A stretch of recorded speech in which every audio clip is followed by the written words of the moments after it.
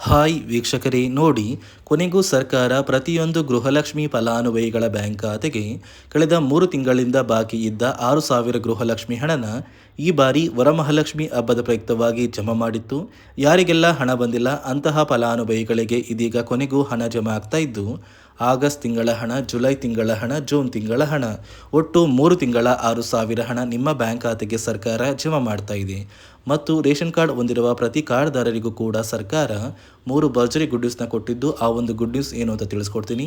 ಮತ್ತು ಸರ್ಕಾರದಿಂದ ನಿಮ್ಮ ಬ್ಯಾಂಕ್ ಖಾತೆಗೆ ಹಣ ಬರಬೇಕು ಅಂದರೆ ಹೊಸ ನಿಯಮಗಳು, ಬದಲಾವಣೆಗಳು ಬಂದಿದ್ದು, ಸುಮಾರು 7 ಲಕ್ಷಕ್ಕಿಂತ ಅಧಿಕ ಫಲಾನುಭವಿಗಳಿಗೆ ಹಣ ಕ್ಯಾನ್ಸಲ್ ಆಗಿದೆ. ಮತ್ತು ನಿಮ್ಮ ಬ್ಯಾಂಕ್ ಖಾತೆಗೆ ಸರ್ಕಾರ ಇಂದು ಮಂಗಳವಾರ ಆಗಸ್ಟ್ 25ರಂದು ಕರ್ನಾಟಕದ 28 ಜಿಲ್ಲೆಗಳನ್ನು 3 ವಿಭಾಗ ಮಾಡಿ 3 ಹಂತಗಳಲ್ಲಿ ಈ 6,000 ಗೃಹಲಕ್ಷ್ಮಿ ಹಣ ಬರ್ತಾ ಇದ್ದು, ಯಾವ ಫಲಾನುಭವಿಗಳಿಗೆ ಹಣ ಬರುತ್ತೆ, ಯಾರಿಗೆಲ್ಲ ಹಣ ಕ್ಯಾನ್ಸಲ್ ಆಗುತ್ತೆ, ಸರ್ಕಾರದಿಂದ ಏನೆಲ್ಲ ಮಾಹಿತಿ ಬಂದಿದೆ ಅಂತ ನಾನು ನಿಮಗೆ ತಿಳಿಸ್ಕೊಡ್ತಾ ಇದ್ದೀನಿ. ಅದಕ್ಕಿಂತ ಮೊದಲು ನೀವು ನನ್ನ ಚಾನಲ್ನ ಸಬ್ಸ್ಕ್ರೈಬ್ ಆಗಿಲ್ಲ ಅಂದರೆ ದಯವಿಟ್ಟು ಪ್ರತಿಯೊಬ್ಬರು ಚಾನಲ್ನ ಸಬ್ಸ್ಕ್ರೈಬ್ ಮಾಡಿಕೊಂಡು ಹಾಗೆ ವಿಡಿಯೋಗೆ ಒಂದು ಲೈಕ್ನ ಕೊಡಿ. ಹೌದು ವೀಕ್ಷಕರೇ, ಸರ್ಕಾರ ಈ ಬಾರಿ ವರಮಹಾಲಕ್ಷ್ಮಿ ಹಬ್ಬದ ಪ್ರಯುಕ್ತವಾಗಿ ಗೃಹಲಕ್ಷ್ಮಿ ಯೋಜನೆಯ ಪ್ರತಿ ಫಲಾನುಭವಿಗಳ ಬ್ಯಾಂಕ್ ಖಾತೆಗೆ ಒಟ್ಟಿಗೆ ಆಗಸ್ಟ್ ತಿಂಗಳ ಹಣ, ಜುಲೈ ತಿಂಗಳ ಹಣ, ಜೂನ್ ತಿಂಗಳ ಹಣ, ಕಳೆದ 3 ತಿಂಗಳಿಂದ ಬರಬೇಕಾದ 6,000 ಗೃಹಲಕ್ಷ್ಮಿ ಹಣನ ಜಮಾ ಮಾಡಿತ್ತು. ಇಲ್ಲಿಯವರೆಗೂ ಸಾಕಷ್ಟು ಫಲಾನುಭವಿಗಳು ನಮ್ಮ ಬ್ಯಾಂಕ್ ಖಾತೆಗೆ ಇನ್ನೂ ಕೂಡ ಹಣ ಜಮಾ ಆಗಿಲ್ಲ, ಯಾವಾಗ ಬರುತ್ತೆ ಅಂತ ಕಮೆಂಟ್ನ ಮಾಡಿ ಕೇಳ್ತಾ ಇದ್ರಿ. ಇದೀಗ ಕೊನೆಗೂ ಸರ್ಕಾರದಿಂದ ನಿಮ್ಮ ಬ್ಯಾಂಕ್ ಖಾತೆಗೆ ಈ 3 ತಿಂಗಳ 6,000 ಹಣನ ಜಮಾ ಮಾಡ್ತಾ ಇದೆ. ಆದರೆ 7ರಿಂದ 8 ಲಕ್ಷಕ್ಕಿಂತ ಅಧಿಕ ಫಲಾನುಭವಿಗಳಿಗೆ ಇನ್ನು ಮುಂದೆ ಹಣ ಬರೋದಿಲ್ಲ ಅಂತ ಸರ್ಕಾರ ಒಂದು ಮಾಹಿತಿ ಕೊಟ್ಟಿದೆ. ಯಾಕಂದರೆ ಗೃಹಲಕ್ಷ್ಮಿಯಲ್ಲಿ ಹೊಸ ನಿಯಮ ಮತ್ತು ಹೊಸ ಬದಲಾವಣೆಗಳು ಜಾರಿಗೆ ಬಂದಿದೆ. ಈ ನಿಯಮಗಳ ಪ್ರಕಾರ ನಿಮ್ಮ ಬ್ಯಾಂಕ್ ಖಾತೆಗೆ ಹಣ ಜಮಾ ಆಗುತ್ತೋ ಅಥವಾ ಕ್ಯಾನ್ಸಲ್ ಆಗುತ್ತೋ ಅಂತ ನಾನು ನಿಮಗೆ ತಿಳಿಸ್ಕೊಡ್ತೀನಿ.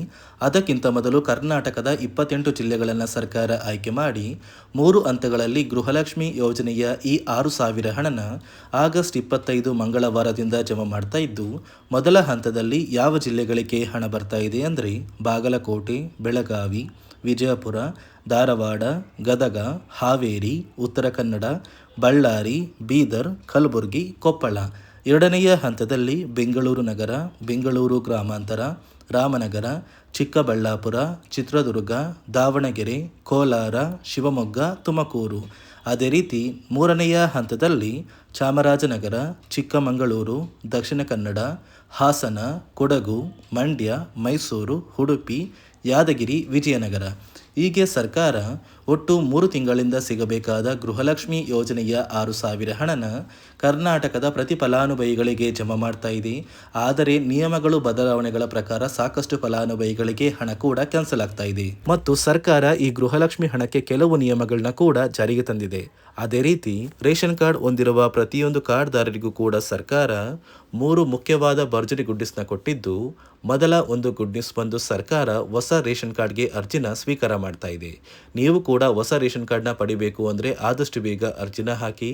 ಅದೇ ರೀತಿ ಎರಡನೆಯ ಒಂದು ಗುಡ್ ನ್ಯೂಸ್ ಬಂದು, ನೋಡಿ ವೀಕ್ಷಕರೇ, ನಿಮ್ಮ ಒಂದು ರೇಷನ್ ಕಾರ್ಡ್ಗೆ ಸರ್ಕಾರದಿಂದ 15 ರೀತಿಯ ಆಹಾರ ಪದಾರ್ಥಗಳನ್ನ ಪ್ರತಿ ರೇಷನ್ ಕಾರ್ಡ್ಗೆ ಕೊಡುವುದಾಗಿ ಸರ್ಕಾರ ಭರ್ಜರಿ ಗುಡ್ ನ್ಯೂಸ್ನ ಕೊಟ್ಟಿದೆ. ಹೌದು ವೀಕ್ಷಕರೇ, ನಿಮ್ಮ ರೇಷನ್ ಕಾರ್ಡ್ಗೆ ಇಂದಿರಾ ಕಿಟ್ನ ಸರ್ಕಾರ ಕೊಡಬೇಕಾಗಿತ್ತು. ಆದರೆ ಇಲ್ಲಿಯವರೆಗೂ ಯಾರಿಗೂ ಕೂಡ ಇಂದಿರಾ ಕಿಟ್ ಸಿಕ್ಕಿಲ್ಲ.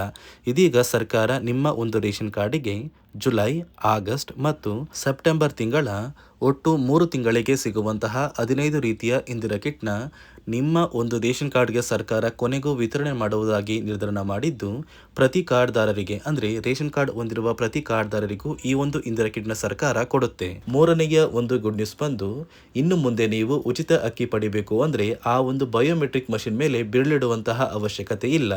ಯಾಕಂದರೆ ಇದೀಗ ಸರ್ಕಾರ ನಿಮ್ಮ ಒಂದು ಬೆರಳು ಆ ಒಂದು ಮಷಿನಲ್ಲಿ ಎಂಟ್ರಿ ಆಗಿಲ್ಲ ಅಂದರೂ ಕೂಡ ಆ ಒಂದು ಅಧಿಕಾರಿಗಳು ಪುಸ್ತಕದಲ್ಲಿ ನಿಮ್ಮ ಒಂದು ಹೆಸರನ್ನ ಬರ್ಕೊಂಡು ನಿಮ್ಮ ಕಾರ್ಡಿಗೆ ಅಕ್ಕಿನ ಕೊಡಬೇಕು ಅಂತ ಸರ್ಕಾರ ಆದೇಶ ಕೊಟ್ಟಿದ್ದು, ಈ 3 ಗುಡ್ ನ್ಯೂಸ್ನ ಪ್ರತಿಯೊಂದು ಫಲಾನುಭವಿಗಳಿಗೆ ಸರ್ಕಾರ ಕೊಡ್ತಾ ಇದೆ. ಇದರ ಜೊತೆಗೆ ನಿಮ್ಮ ಬ್ಯಾಂಕ್ ಖಾತೆಗೆ ಗೃಹಲಕ್ಷ್ಮಿ ಯೋಜನೆಯ ಹಣ ಇನ್ನು ಮುಂದೆ ಬರಬೇಕು ಅಂದರೆ 5 ರೀತಿಯ ಹೊಸ ನಿಯಮಗಳನ್ನ ನೀವು ಪಾಲಿಸಬೇಕು ಅಂತ ಸರ್ಕಾರ ಆದೇಶ ಕೊಟ್ಟಿದೆ. ಅದೇ ರೀತಿ ನೋಡಿ ಸ್ನೇಹಿತರೆ, ಈ ಬಾರಿ ಸುಮಾರು 3 ಲಕ್ಷಕ್ಕಿಂತ ಅಧಿಕ ಫಲಾನುಭವಿಗಳ ಬ್ಯಾಂಕ್ ಖಾತೆಗೆ ಸರ್ಕಾರ ಗೃಹಲಕ್ಷ್ಮಿ ಯೋಜನೆಯ ಹಣನ ಜಮಾ ಮಾಡ್ತಾ ಇಲ್ಲ. ಕಾರಣ ಏನು ಅಂದರೆ, ನಿಮ್ಮ ಬ್ಯಾಂಕ್ ಖಾತೆಗೆ ಡೆಬಿಟ್ ಮೂಲಕ ಹಣ ಜಮಾ ಮಾಡುವಂತಹ ಸಂದರ್ಭದಲ್ಲಿ ಸರ್ಕಾರ ಸಾಕಷ್ಟು ಫಲಾನುಭವಿಗಳ ಒಂದು ಬ್ಯಾಂಕ್ ಖಾತೆಗೆ ಹಣ ಜಮಾ ಮಾಡೋದನ್ನು ಕ್ಯಾನ್ಸಲ್ ಮಾಡಿದೆ. ಯಾಕಂದರೆ ಇತ್ತೀಚೆಗೆ ಹಣಕಾಸು ಇಲಾಖೆ ಜಾರಿಗೆ ತಂದಿರುವ 5 ನಿಯಮಗಳ ಆಧಾರದ ಮೇಲೆ ಪ್ರತಿಯೊಂದು ಫಲಾನುಭವಿಗಳಿಗೆ ಸರ್ಕಾರ ಈ ಒಂದು ಹಣನ ಜಮಾ ಮಾಡ್ತಾ ಇದ್ದು, ಯಾರೆಲ್ಲ ಫಲಾನುಭವಿಗಳು ಈ ನಿಯಮಗಳನ್ನ ಪಾಲಿಸಿಲ್ಲ ನಿಮ್ಮ ಬ್ಯಾಂಕ್ ಖಾತೆಗೂ ಕೂಡ ಹಣ ಜಮಾ ಆಗೋದಿಲ್ಲ. ಹಾಗಾದರೆ ಬನ್ನಿ ಸ್ನೇಹಿತರೆ, ಸರ್ಕಾರ ಜಾರಿಗೆ ತಂದಿರುವ ಆ 5 ಹೊಸ ನಿಯಮಗಳು ಏನು ಅಂತ ನಾನು ನಿಮಗೆ ತಿಳಿಸ್ಕೊಡ್ತಾ ಇದ್ದೀನಿ. ನೋಡಿ ಸ್ನೇಹಿತರೆ, ಮೊದಲನೆಯ ಒಂದು ನಿಯಮ ಬಂದು ಸಾಕಷ್ಟು ಫಲಾನುಭವಿಗಳು ಹೊಂದಿರುವಂತಹ ಒಂದು ರೇಷನ್ ಕಾರ್ಡ್ ಏನಿದೆ, ಆ ಒಂದು ರೇಷನ್ ಕಾರ್ಡ್ನ ಮನೆಯ ಸದಸ್ಯರ ಪ್ರತಿಯೊಬ್ಬರ ಒಂದು ಆಧಾರ್ ಕಾರ್ಡ್ನ ನಿಮ್ಮ ರೇಷನ್ ಕಾರ್ಡ್ಗೆ ಕಡ್ಡಾಯವಾಗಿ ಲಿಂಕ್ ಮಾಡಿಸ್ಬೇಕು. ಅಂದರೆ ಈ ಒಂದು ಲಿಂಕ್ ಮಾಡಿಸುವಂತಹ ಒಂದು ಪ್ರೊಸೀಜರ್ಗೆ ಸರ್ಕಾರ KYC ಅಂತ ಕರೀತಾರೆ. ನಿಮ್ಮ ರೇಷನ್ ಕಾರ್ಡ್ಗೆ ಇನ್ನೂ ಸಹ KYC ಆಗಿಲ್ಲ ಅಂದರೆ ನಿಮ್ಮ ಬ್ಯಾಂಕ್ ಖಾತೆಗೆ ಸರ್ಕಾರ ಮುಂದಿನ ದಿನಗಳಲ್ಲಿ ಗೃಹಲಕ್ಷ್ಮಿ ಯೋಜನೆಯ ಹಣನ ಕ್ಯಾನ್ಸಲ್ ಮಾಡುತ್ತೆ. ಅದೇ ರೀತಿ ಎರಡನೆಯ ಒಂದು ನಿಯಮ ಬಂದು ಸಾಕಷ್ಟು ಫಲಾನುಭವಿಗಳು ಕಳೆದ 3 ತಿಂಗಳಿಂದ ಸರ್ಕಾರದಿಂದ ಬರ್ತಾ ಇರುವಂತಹ ಒಂದು ರೇಷನ್ ಏನಿದೆ, ಅಂದರೆ ಉಚಿತ ಅಕ್ಕಿ ಏನಿದೆ, ಈ ಒಂದು ರೇಷನ್ನ ಪಡ್ಕೋತಾ ಇಲ್ಲ. ಒಂದು ವೇಳೆ ಕಳೆದ 3 ತಿಂಗಳಿಂದ ನೀವು ರೇಷನ್ನ ಪಡ್ಕೊಂಡಿಲ್ಲ ಅಂದರೆ ಸರ್ಕಾರ ನಿಮ್ಮ ಬಳಿ ಇರುವಂತಹ ಒಂದು ರೇಷನ್ ಕಾರ್ಡ್ನ ಕ್ಯಾನ್ಸಲ್ ಮಾಡುತ್ತೆ. ನಿಮ್ಮ ರೇಷನ್ ಕಾರ್ಡ್ನ ಸರ್ಕಾರ ಕ್ಯಾನ್ಸಲ್ ಮಾಡಿದರೆ ನಿಮ್ಮ ಬ್ಯಾಂಕ್ ಖಾತೆಗೆ ಗೃಹಲಕ್ಷ್ಮಿ ಯೋಜನೆಯ ಹಣ ಇರ್ಬೋದು ಮತ್ತು ಸರ್ಕಾರದಿಂದ ಬರುವಂತಹ ಒಂದು ಸೌಲಭ್ಯಗಳನ್ನ ನೀವು ಕಳ್ಕೋಬೇಕಾಗುತ್ತೆ. ಅದೇ ರೀತಿ ಮೂರನೆಯ ಒಂದು ನಿಯಮ ಬಂದು ನೋಡಿ ಸ್ನೇಹಿತರೆ, ನಿಮ್ಮ ಬಳಿ ಇರುವಂತಹ ಒಂದು ಆಧಾರ್ ಕಾರ್ಡ್ ಏನಿದೆ, ಆ ಒಂದು ಆಧಾರ್ ಕಾರ್ಡ್ನ ಕಳೆದ 15 ವರ್ಷಗಳಲ್ಲಿ ನೀವು ಯಾವುದೇ ರೀತಿಯ ಒಂದು ತಿದ್ದುಪಡಿನ ಮಾಡಿಸಿಲ್ಲ ಅಂದರೆ ನಿಮ್ಮ ಬ್ಯಾಂಕ್ ಖಾತೆಗೆ ಸರ್ಕಾರ ಗೃಹಲಕ್ಷ್ಮಿ ಯೋಜನೆಯ ಹಣನ ಕ್ಯಾನ್ಸಲ್ ಮಾಡುತ್ತೆ. ಯಾಕಂದರೆ ಸರ್ಕಾರದಿಂದ ಬಂದಿರುವಂತಹ ಒಂದು ಆದೇಶದ ಪ್ರಕಾರ ಪ್ರತಿಯೊಂದು ಫಲಾನುಭವಿಗಳು ಕಳೆದ 15 ವರ್ಷಗಳಲ್ಲಿ ಯಾವುದೇ ರೀತಿಯ ಒಂದು ತಿದ್ದುಪಡಿನ ನಿಮ್ಮ ಆಧಾರ್ ಕಾರ್ಡ್ಗೆ ನೀವು ಮಾಡಿಸಿಲ್ಲ ಅಂದರೆ ಕಡ್ಡಾಯವಾಗಿ ಆದಷ್ಟು ಬೇಗ ನಿಮ್ಮ ಆಧಾರ್ ಕಾರ್ಡ್ಗೆ ತಿದ್ದುಪಡಿನ ಮಾಡಿಸಿ. ಅದೇ ರೀತಿ ನಾಲ್ಕನೆಯ ಒಂದು ನಿಯಮ ಬಂದು ನಿಮ್ಮ ಕುಟುಂಬದ ಒಂದು ವಾರ್ಷಿಕ ಆದಾಯ 7 ಲಕ್ಷಕ್ಕಿಂತ ಕಡಿಮೆ ಇರಬೇಕು. ಒಂದು ವೇಳೆ ನಿಮ್ಮ ಕುಟುಂಬದ ವಾರ್ಷಿಕ ಆದಾಯ 7 ಲಕ್ಷಕ್ಕಿಂತ ಜಾಸ್ತಿ ಇದ್ದರೆ ನಿಮ್ಮ ಬ್ಯಾಂಕ್ ಖಾತೆಗೆ ಸರ್ಕಾರ ಗೃಹಲಕ್ಷ್ಮಿ ಯೋಜನೆಯ ಹಣನ ಕ್ಯಾನ್ಸಲ್ ಮಾಡುತ್ತೆ. ಅದೇ ರೀತಿ ಐದನೆಯ ಒಂದು ನಿಯಮ ಬಂದು ನಿಮ್ಮ ಕುಟುಂಬದ ಸದಸ್ಯರು ಅಥವಾ ಗೃಹಲಕ್ಷ್ಮಿ ಯೋಜನೆಯ ಫಲಾನುಭವಿಗಳು ಯಾರು ಕೂಡ ಸರ್ಕಾರಿ ನೌಕರರಾಗಿ ಕಾರ್ಯನಿರ್ವಹಿಸ್ತಾ ಇರಬಾರ್ದು. ಒಂದು ವೇಳೆ ನಿಮ್ಮ ಕುಟುಂಬದಲ್ಲಿ ಯಾರೇ ಆಗಿದ್ರೂ ಸರ್ಕಾರಿ ನೌಕರರಾಗಿ ಕಾರ್ಯನಿರ್ವಹಿಸ್ತಾ ಇದ್ದರೆ ನಿಮ್ಮ ಬ್ಯಾಂಕ್ ಖಾತೆಗೆ ಗೃಹಲಕ್ಷ್ಮಿ ಯೋಜನೆಯ ಹಣ ಕ್ಯಾನ್ಸಲ್ ಆಗುತ್ತೆ. ಈ 5 ನಿಯಮಗಳ ಆಧಾರದ ಮೇಲೆ ಪ್ರತಿಯೊಂದು ಫಲಾನುಭವಿಗಳಿಗೆ ಸರ್ಕಾರ ಹಣ ಜಮಾ ಮಾಡ್ತಾ ಇದೆ. ಒಂದು ವೇಳೆ ನೀವು ಈ 5 ನಿಯಮಗಳನ್ನ ಪಾಲಿಸಿಲ್ಲ ಅಂದರೆ ನೀವು ಕೂಡ ಗೃಹಲಕ್ಷ್ಮಿ ಯೋಜನೆಯ ಹಣದಿಂದ ವಂಚಿತರಾಗಬೇಕಾಗುತ್ತೆ. ನೋಡಿ ವೀಕ್ಷಕರೇ, ಸರ್ಕಾರದಿಂದ ಒಟ್ಟಿಗೆ 3 ತಿಂಗಳ 6,000 ಹಣನ ಪ್ರತಿ ಫಲಾನುಭವಿಗಳ ಬ್ಯಾಂಕ್ ಖಾತೆಗೆ ನಾವು ಈ ಬಾರಿ ಹಬ್ಬದ ಪ್ರಯುಕ್ತ ಜಮಾ ಮಾಡಿದ್ದೀವಿ.